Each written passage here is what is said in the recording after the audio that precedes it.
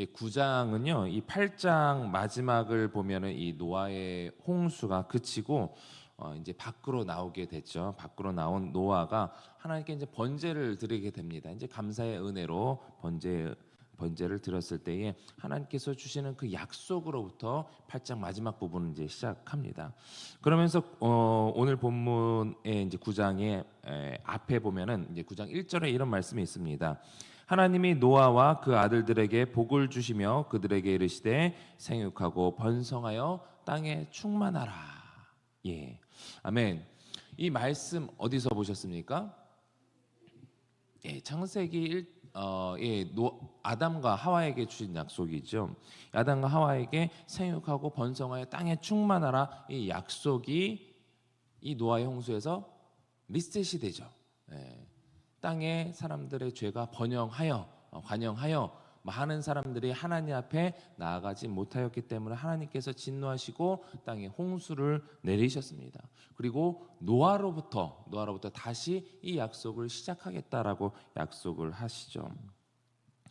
하나님께서는 이 노아를 통해서 이 땅에 다시 인류가 번성하기를 원하셨습니다.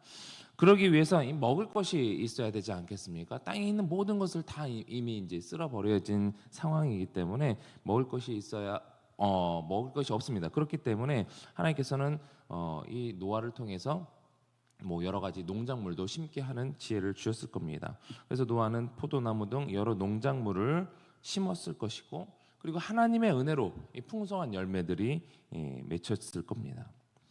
그런데 이 포도나무로 인해서 만든 포도주가 이제 화근이 된 것이죠. 포도 열매가 많이 맺혔고 그 열매들을 또 이제 저장하면서 나머지를 또 이제 포도주를 만들었을 건데 이 포도주가 화근이 되는 것이죠.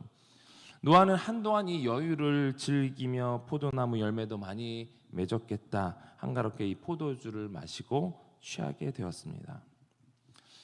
홍수가 나기 전에는요, 이 100년이 넘게 이 방주를 만들겠다던 목표 하나를 가지고 살아온 노아입니다. 많은 사람들의 손가락질을 통해서도 전혀 개의치 않고 하나님이 나에게 약속을 주셨기 때문에 하나님께서 주신 이 약속을 따라서 방주를 만들었던, 그리고 방주가 완성된 후에 11개월 동안의 그 홍수를 통해서 이 땅을 향한 하나님의 진노를 보았던 이 노아입니다. 그리고 방주를 나와서 방주의 언약을 통해서 무지개 언약을 통해서 또 소망을 얻었던 노아이죠. 그런데 이제는 농작물도 심고 열매도 풍성히 맺게 되면서 이 삶의 목표가 하루 이틀 또 이제 여러 해 지나면서 이 삶의 목표가 사라지게 되고 살만하게 되면서 좀 나태해진 것 같습니다. 노아가 포도주를 먹고 취하면서 집안의 가장으로서는 보여서는 안 될 여러 이제 추한 모습을 보이게 된 것 같은데, 사람들이 이 술에 취하면 어떻게 되는지 여러분들이 잘 아시지요. 자신을 다스리지 못하고 내가 누구인지 정체성이 이제 사라지게 됩니다. 내가 술을 다스리는 건지 술이 나를 다스리는 건지 모르게 된다는 그런 얘기를 많이 들어보시지 않습니까? 이성과 욕망을 구분하면서 절제하던 사람이 이성은 사라지고 욕망만 남아있게 되는 것입니다. 그러면서 자신이 하고 싶은 대로 하게 되는데, 이렇게 술에 취한 이 노아가 자신을 주체하지 못한 상황에서 몸에 이제 막 열이 나니까 옷을 다 내던져 버린 거예요. 그렇게 있는 꼴 없는 꼴 다 보이고 있는데 지나가던 둘째 아들 함이 이 광경을 보게 되었습니다. 아마 함은 속으로 이렇게 생각하지 않았을까 생각이 됩니다. 참 인류를 구원했다라는 하나님의 의인이라고 하는 사람이 저렇게 추한 모습을 보이고 있네.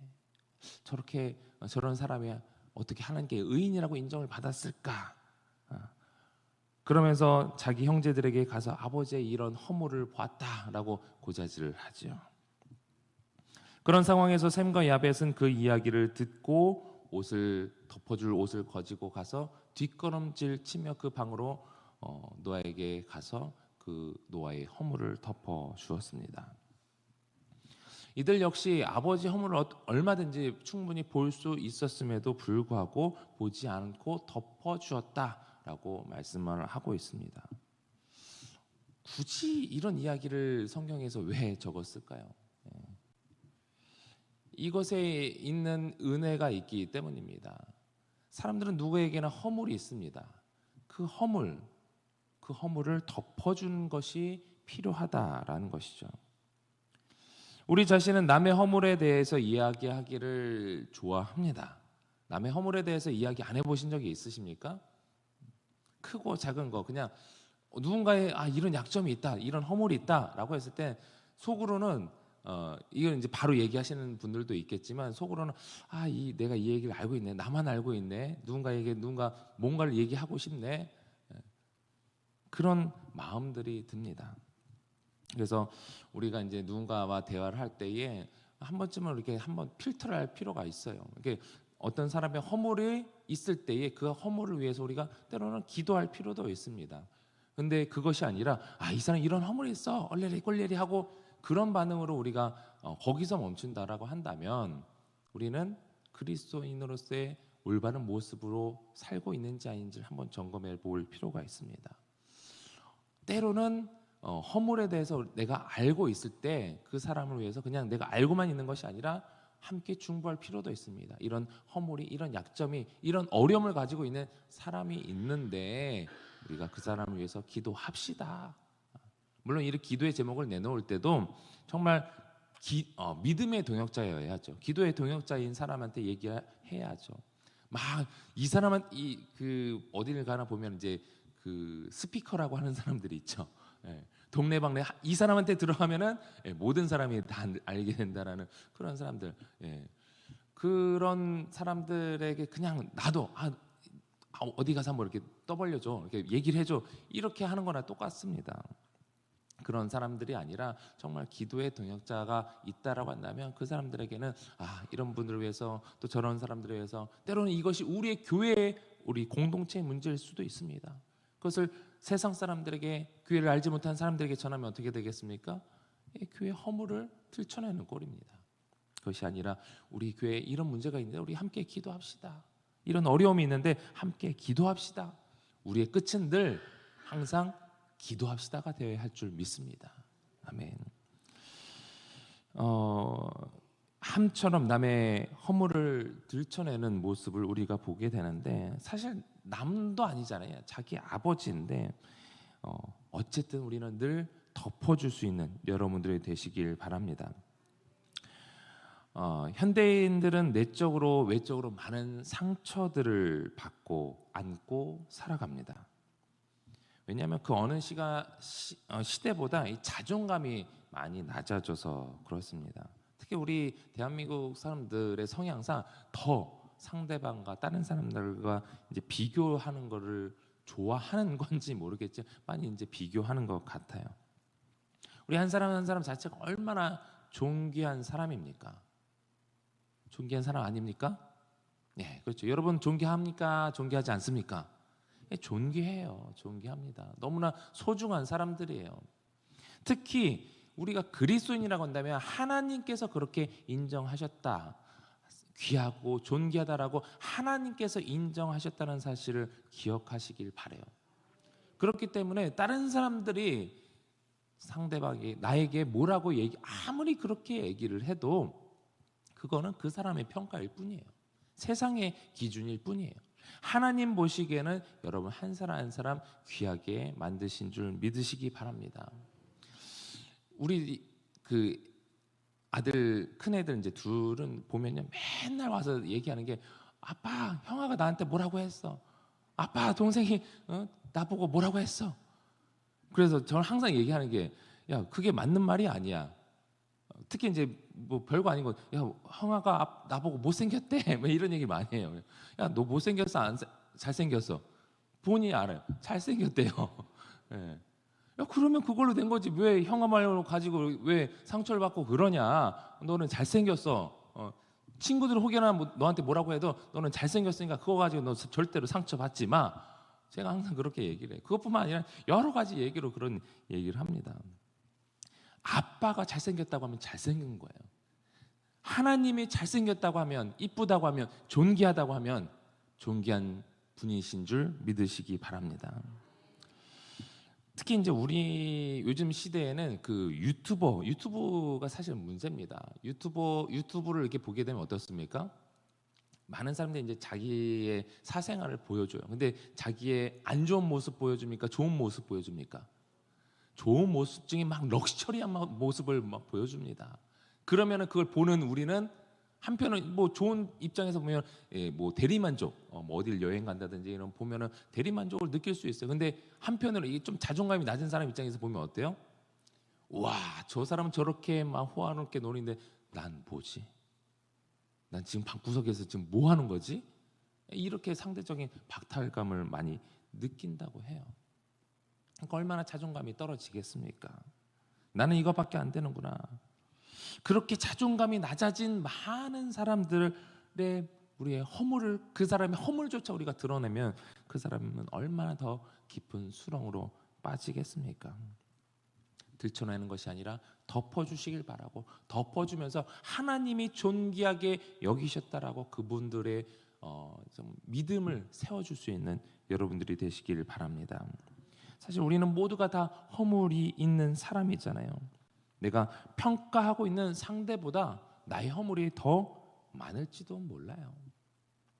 마태복음 7장 3절에 이렇게 말씀하고 있죠. 어찌하여 형제의 눈 속에 있는 티는 보고 내 눈 속에 있는 들보는 깨닫지 못하냐. 예수님 보시기에 우리 인간의 모습 그대로 보시면 얼마나 한심해 보이겠습니까? 얼마나 큰 거룩하신 분 입장에서는 우리가 얼마나 쇳덩어리로 보이시겠어요. 그러나 예수님께서는 친히 우리의 죄를 덮어주시기 위해서 이 땅에 오셨고 우리의 죄를 덮어주셨습니다. 그런데 누가 감히 이 허물을 들춰내겠습니까? 여기에 계신 모든 분들은 늘 덮어주고 사랑으로 섬길 수 있는 여러분들이 되시길 바랍니다. 노아가 이 수리께서 이 모든 일을 들었습니다. 그리고 나서 함의 후손을 대표하는 이 가나안에게 종의 종이 될 것이다. 또 셈은 여호와를 찬송할 것이다. 야벳은 창대하게 될 것이다. 이렇게 예언을 하게 됩니다. 사실 모든 문제의 근원은 이 노아에게서 본인에게서 시작이 되었죠. 포도주를 마시고 과하게 마셔서 취하고 또 모든 옷을 벗겨 제낀 것이 문제입니다. 당대 의인이라고 하면서 집안을 대표하는 가장으로서 보여서는 안 될 모습을 보인 것이 사실 문제이죠. 그런데 하나님께서는 이런 노아를 인류 역사상으로 의인으로 기억되게 하셨습니다. 그것은 오직 하나님의 은혜로 된 줄 믿으시기 바랍니다. 우리가 보기엔요, 야 이렇게 본인이 죄 저질러 놓고 괜히 함탓하고 있네 이렇게 생각할 수 있을지 몰라요. 그러나 그런 노아조차도 하나님께서 의인으로 세우셨고 이런 허물 많은 우리를 위해서 예수님께서 모든 십자가를 짊어지심으로 말미암아 우리의 죄를 깨끗하게 하신 줄 믿으시기 바랍니다. 우리의 죄 역시 여전히 있습니다. 그러나 보혈의 피로 우리의 죄가 다 덮어진 줄 믿으시기 바랍니다. 그래서 우리가 감히 하나님 앞에 나아갈 수 있게 된 것입니다. 히브리서 10장 19절 말씀에 그러므로 형제들아 우리가 예수의 피를 힘입어 성소에 들어갈 탐욕을 얻었다. 우리의 힘으로는 감히 하나님 앞에 담대히 나갈 수가 없습니다. 주님께서 주신 그 예수 그리스도의 피로 우리의 모든 죄가 덮어졌기 때문에 감히 담대히 하나님 앞에 나아갈 수 있는 것입니다. 그럼에도 불구하고 덮어진 은혜를 받고 하나님 앞에 감히 나가게 된 우리의 모습이 여전히 죄를 짓고 있습니다. 그 죄로 인해 세상 사람들에게 있는 꼴 없는 꼴 우리는 그 덮어진 은혜로 담대하게 나갈지 모르겠지만 우리의 여전히 죄의 습성을 많은 사람들이 보고 있어요. 세상 사람들이 보기에는 여전히 우리의 모습이 분명히 문제가 있습니다. 그러나 하나님의 관점에서는 우리가 여전히 의인이라는 것이죠. 참 이상하지만 그게 하나님의 관점이라는 것입니다.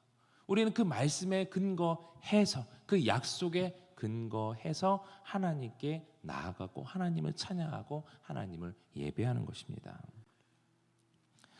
노아의 문제는요, 여러 가지가 있겠지만 그 중에 하나는 아까도 말씀드렸지만 그의 목표가 사라졌다라는 거예요. 이전엔 방주를 만들어서 자기 식구를 또 원하는 사람이 있다면 이 방주에 태워서 이들을 살리고 사는 그 분명한 목표가 있었습니다. 그런데 홍수가 끝나고 그 목표가 사라졌다는 것입니다. 자신이 세상을 살아가는 뚜렷한 목표가 사라지니까 이렇게 나태한 모습이 보여진 것이죠. 우리 역시 신앙의 목표를 잃지 않기를 바랍니다. 우리에게 주어진 사명은요, 각자에게 주어진 그 어떤 달란트를 가지고 자기에게 주어진 그 분야를 가지고 전문가가 되어서 그 전문성을 통해서 하나님께 영광을 돌리겠다라는 그 목표가 분명히 있어야 합니다. 우리의 삶에 있어서 분명한 목표를 세우는 것이 정말 필요합니다.